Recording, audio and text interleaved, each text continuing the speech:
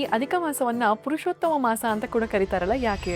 ಯಾಕೆ ಅಂತ ಕೇಳಿದ್ರೆ ಎಲ್ಲ ಮಾಸಗಳಿಗೂ ನಿಯಾಮಕನಾಗಿ ಭಗವಂತನ ಒಂದೊಂದು ರೂಪ ಇದೆ. ಉದಾಹರಣೆಗೆ ಕೃಷ್ಣ ಗೀತೆಯಲ್ಲಿ ಮಾಸಾನ ಮಾರ್ಗಶೀರ್ಷೋಹಂ ಅಂತ ಗೀತೆಯಲ್ಲಿ ಹೇಳ್ತಾನೆ. ಮಾರ್ಗಶಿರ ಮಾಸಕ್ಕೆ ಹೆಚ್ಚಿನ ಮಹತ್ವ. ಯಾಕೆ? ಅದಕ್ಕೆ ಆ ಮಾಸದಲ್ಲಿ ಭಗವಂತನ ವಿಶೇಷ ಸನ್ನಿಧಾನ ಅಂತ. ಅಲ್ಲಿಂದ ಕೇಶವಾದಿ ದ್ವಾದಶ ರೂಪಗಳನ್ನು ಗಣನೆ ಮಾಡಿದರೆ ಕೇಶವ, ನಾರಾಯಣ, ಮಾಧವ, ಗೋವಿಂದ ಅಂತ ಬೇರೆ ಬೇರೆ 12 ಭಗವಂತನ ರೂಪಗಳು 12 ಮಾಸಗಳಿಗೆ ನಿಯಾಮಕ.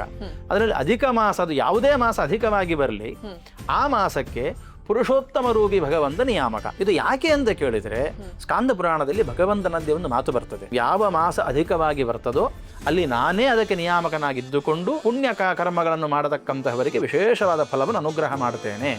ನಾನೇ ಅಂದರೆ ಪುರುಷೋತ್ತಮನ ಹೆಸರಿನ ಭಗವಂತ ಅನಂತ ರೂಪಿ. ಆದರೆ ಎಲ್ಲದಕ್ಕೂ ಹೆಸರು ಕೊಡಲಿಕ್ಕೆ ಸಾಧ್ಯ ಇಲ್ಲ. ಎಷ್ಟು ಸಾಧ್ಯವೋ ಅಷ್ಟು ನಾಮ ರೂಪಗಳಿಗೆ ಹೆಸರನ್ನು ಕೊಟ್ಟಿದ್ದಾರೆ ಶಾಸ್ತ್ರಕಾರರು. ಅದರಲ್ಲಿ ಪುರುಷೋತ್ತಮ ಅಂತ ಒಂದು ಹೆಸರಿದೆ. ಪುರುಷರಲ್ಲಿ ಶ್ರೇಷ್ಠನಾದ ಬಾಂಧ. ಕೃಷ್ಣ ಗೀತೆಯಲ್ಲಿ ಹೇಳಬೇಕಾದ್ರೂ ಕೂಡ ಅಹಂ ಪುರುಷೋತ್ತಮ ಅಂತ ಹೇಳಿ, ನಾನು ಪುರುಷೋತ್ತಮ, ಎಲ್ಲ ಪುರುಷರಿಗಿಂತಲೂ ಶ್ರೇಷ್ಠನಾದ ಬಾಂಧ ನನ್ನ ವೇದಾಂತದ ತಿಳಿದವರು ಕರೀತಾರೆ ಅಂತ ಕೃಷ್ಣ ಹೇಳುವ ಮಾತಿದೆ.